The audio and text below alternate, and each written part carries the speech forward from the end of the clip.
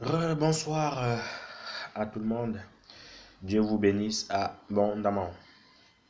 Donc, nous poursuivons en fait dans cette lancée de vidéos sur le mariage et remariage. Donc, pour ceux qui ont écouté la vidéo sur le mariage, nous avons vu en vitesse que le Seigneur agrée le mariage et que c'est une bonne chose pour ses enfants de se marier. Et personne en fait ne devait justement couper ce lien-là tout simplement. Maintenant, nous allons parler du remariage. Est-ce qu'on a droit de se remarier? Voilà, une fois qu'on est marié, est-ce qu'on a droit de se remarier? Comme son nom l'indique, le remariage. Parce que pour se remarier, il faut d'abord se marier. Et qu'est-ce qu'il faut faire? Ou est-ce que c'est même biblique de se remarier? Ou est-ce qu'en fait, un enfant de Dieu doit divorcer? Savez-vous, dans la Genèse, donc le commencement, le début de toute chose, le, le Seigneur a dit en fait que l'homme ne sépare pas ce que Dieu a joint. Et la Bible nous dit aussi en fait dans le livre de Malachie, chapitre 2, le verset 15 au verset 16, il dit en fait que je hais le divorce, je hais la répudiation. Donc le divorce, c'est quelque chose en fait que le Seigneur hait. J'aime bien l'expression haïr. Je hais le divorce. Le Seigneur pouvait dire j'aime pas le divorce, mais il dit je hais. C'est un mot fort, donc ça veut dire en fait il veut même pas entendre parler. C'est comme vous disiez en fait je hais cette chose ou je déteste en fait cette chose-là. Ce sont deux mots qui sont tellement durs que voilà, on ne veut même pas voir ça quoi. On peut dire j'aime pas, ça va, ça n'a pas vraiment fait trop d'importance. Mais quand on dit je déteste ou je hais, c'est gravissime. Donc ici, le Seigneur nous dit en fait qu'il est la répudiation, qu'il est le divorce. Toutefois, le Seigneur donne quand même, en fait, voyez-vous, deux alternatives pour lesquelles on peut se remarier quand ces deux conditions en fait sont réunies. Il y a la première condition que le Seigneur donne. Il y a la première condition en fait que le Seigneur donne, qu'on retrouve en fait dans le livre de Matthieu 19. Il y a l'autre condition que l'apôtre Paul, inspiré par le Seigneur, que lui aussi en fait, il donne tout simplement. Et ce sont en fait ces conditions-là que nous allons lire ici. On va d'abord, pour ce faire, nous allons lire en Corinthiens chapitre 7, le verset 12, au verset 16. En Corinthiens 7, verset 12 au verset 16.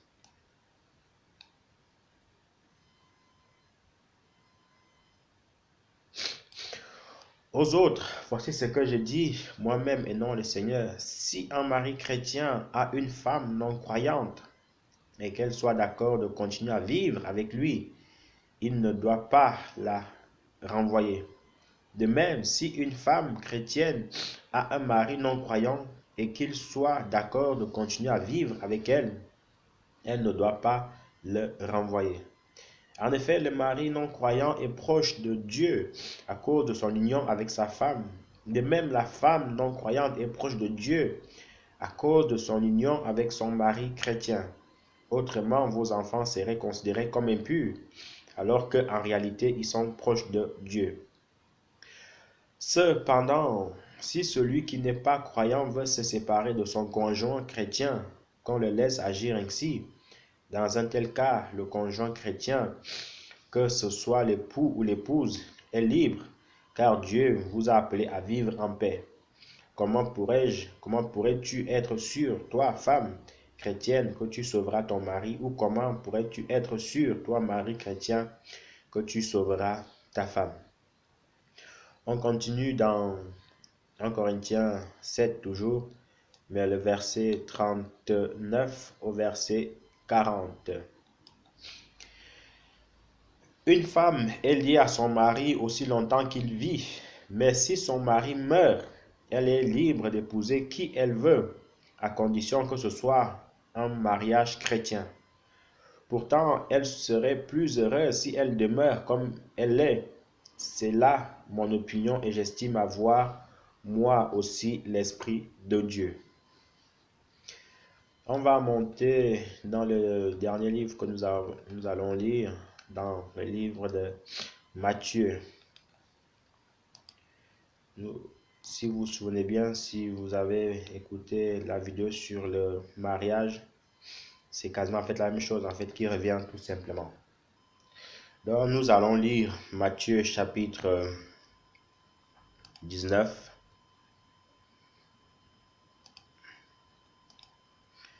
Matthieu 19, le verset 12. Le verset 1 à 12, pardon. On va même descendre un peu. On va descendre.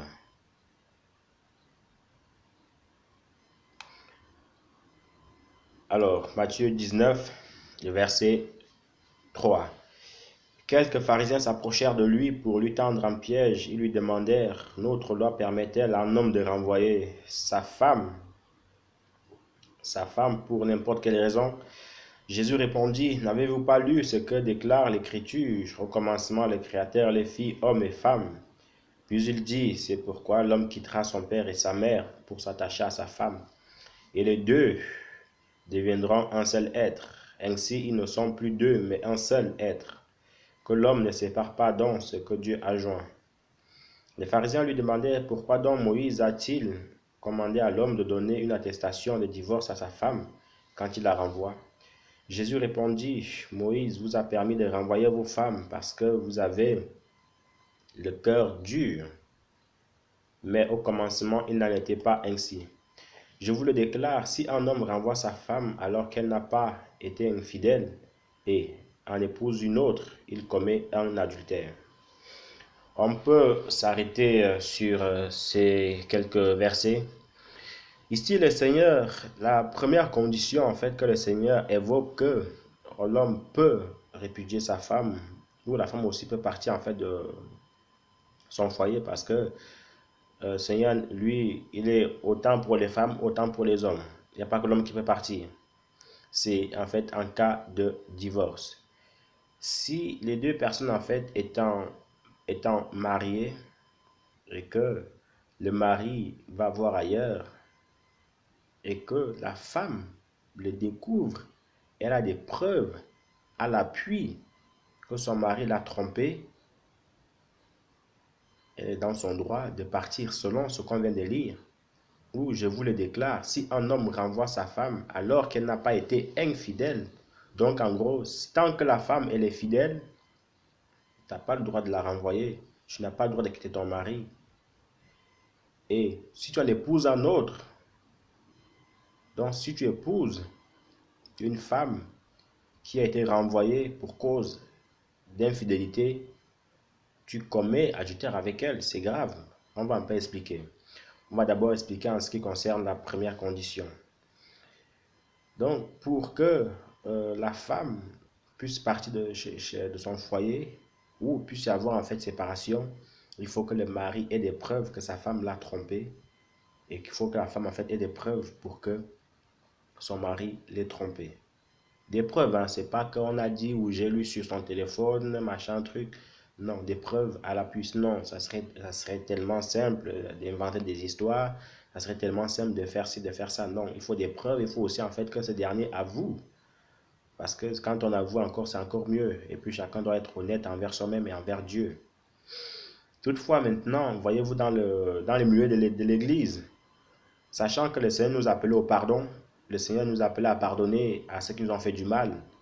Si la femme découvre que son mari l'a pardonné, son mari l'a trompé, elle peut, par la grâce de Dieu, par la force que le Seigneur lui donne, elle peut pardonner à son mari et les deux peuvent continuer à vivre ensemble, tout simplement. Et quand on dit pardon, c'est on pardonne et puis en fait on ne revient pas dessus, tout simplement. On ne revient pas dessus. Donc comprenons-nous vraiment très bien. on peut pardonner notre mari qui nous a trompés, ce qui est biblique, on peut pardonner.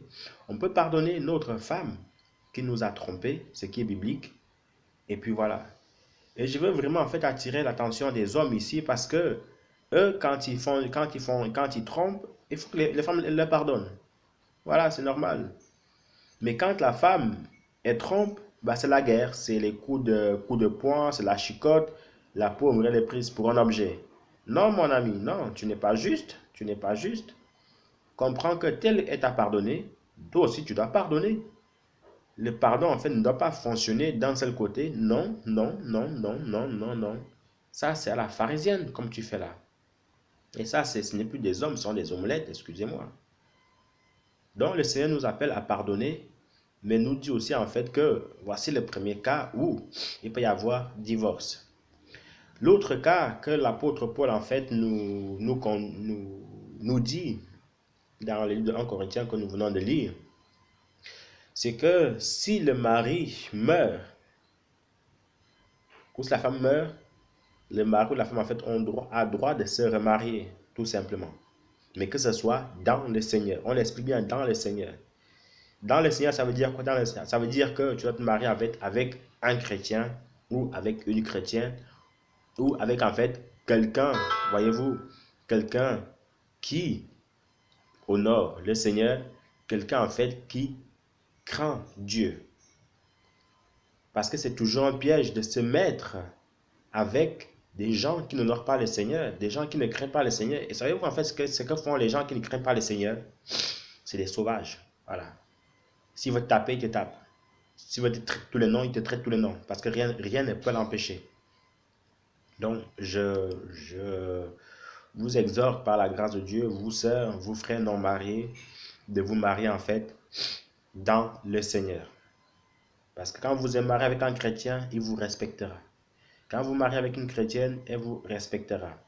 Il pourrait y avoir des petits soucis, des petits malentendus. C'est normal, dans tous les couples, il y a des malentendus.